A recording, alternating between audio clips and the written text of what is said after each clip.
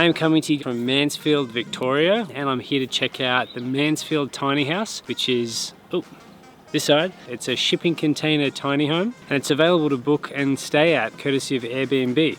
So if you'd like to have your own experience here like I have, the link to that will be in the description below. This tiny home is on 119 acres. You are here in total privacy. It's kind of like a barefoot luxury experience, and it was such an incredible opportunity to stay here. You have this entire place to yourself. It's just you and the kangaroos. And I have a story about that in just a second. I haven't been in country quite like this. I'm from Tassie, and there's some similarities, but it's still quite different. You're just surrounded by these beautiful, vast, open plains and rolling hills, dotted with little pickers' huts, and just looks super rustic, the area, and really, really beautiful. You turn left and come up a really steep gravel driveway. I got up there in a little hire car, so if I can get up there in that, should have no problem getting here. It's all part of the adventure. It's a lot of fun, actually. If you come past the main house and then just follow the gravel path, when you pull up, you're just immediately struck by their shipping containers, but these ones have been designed and engineered architecturally and to such a robust, strong build, you can't help but notice strong commercial vibe that it gives off, which you might think it might be a bit out of place up here in country Victoria, but it's that stark contrast that works in a way. It is 2 containers, but it can actually sleep 7 people. It's got 2 queen beds and 3 single bunks. It's got a pretty smart floor plan, really great use of fold-out tables and fold-out Murphy beds and things like that, which make it very functional and very practical. We'll call this the main living container. Got this beautiful timber cladding. Not sure exactly what type of timber it is, but gives it a really warm feeling, which at night, and it's cold, which it was when I was here, and you have the fire going, it kind of just creates this really nice, warm, cozy environment. It's really fun to hang out in. The kitchen is small, but it's got everything that you need. This thing cranks out a huge amount of heat for this space, so get this going and you'll have this place toasty in no time at all.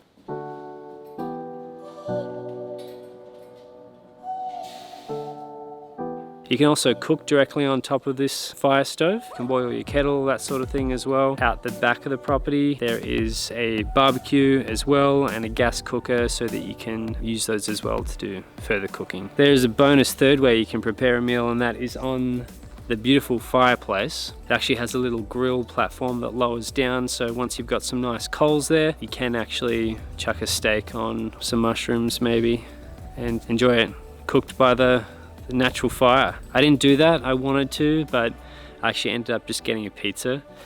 Shout out to Mansfield Pizza, by the way. Those guys make a mean chicken supreme. It's quite incredible, within such a small footprint here, this small space, you've got a kitchen, a fire, a bathroom sink, a shower, and a toilet, all within the space of probably 4 meters squared. Or less. Pretty impressive.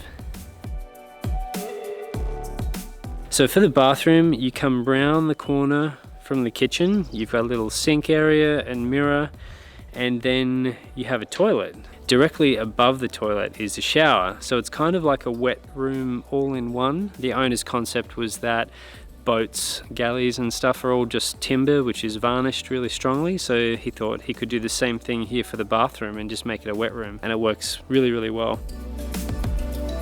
Both on the kitchen side and on the bathroom side, it's actually added some little hooks to the sheet of metal so that you can hang directly maybe a tea towel or your bathroom towel on that, and it's basically a heated towel rack.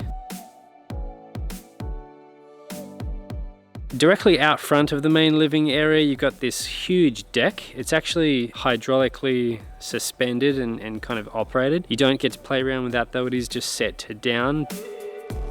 The fireplace is also quite an architectural piece as well. It's really quite striking.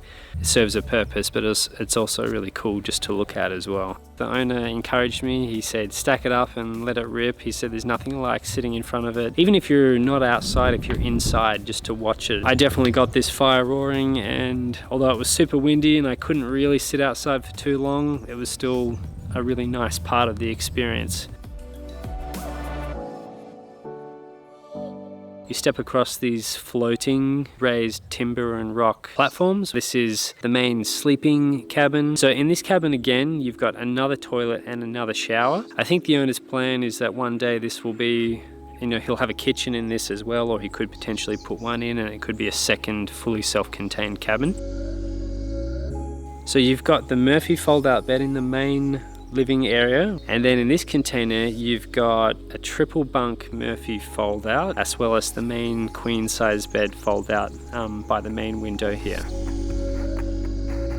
This one feels ultra cozy, something about the bed by the window with that view looking straight out. One of the highlights of the stay, just a really cool space.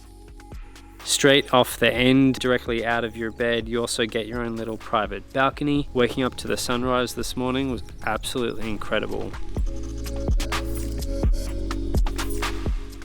All of the glass windows, they have like a metal mesh grid over the outside. At first you might be thinking, oh gosh, why would you do that? It kind of obstructs the view, but it doesn't. It's kind of strange. You look through it and you can still see the view really well. And again, coming back to that robust, strong build, the owner wanted it to be really strong, and that grid over the top gives it lots of added strength and protection as well from the elements and from tree branch or something like that blowing around. It does get really windy up here. Also, the mesh grid access, a little bit of relief from the strong harsh sun there as well. So again, there's practicality behind all of the little things that you see here.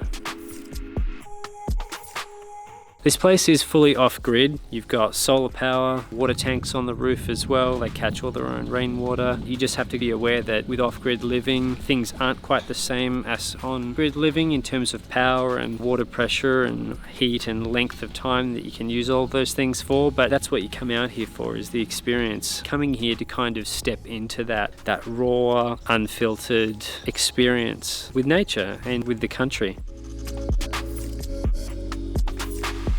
An incredible place. The owner has done an amazing job. Super grateful that I could come and stay here. If you want to ask any questions, please drop a comment down below. Let's go and explore the next place. See you guys in the next one. Right behind me here. Hey, how's it going? Blasted. I probably didn't think about this. It's got a pretty smart floor fan. There was a swarm of kangaroos. There was probably about 30 kangaroos down this valley, and I had my drone in the air. I flew my drone straight over to them, and what I thought was probably the best piece of footage that I've probably ever captured. I looked down at the screen, and where it usually says record, I noticed it didn't say anything at all. I would say that was going to be my David Attenborough moment. It was almost like off a Qantas ad or something, but there you go, lesson learned. Don't get so excited when you're filming that you forget to hit the record button.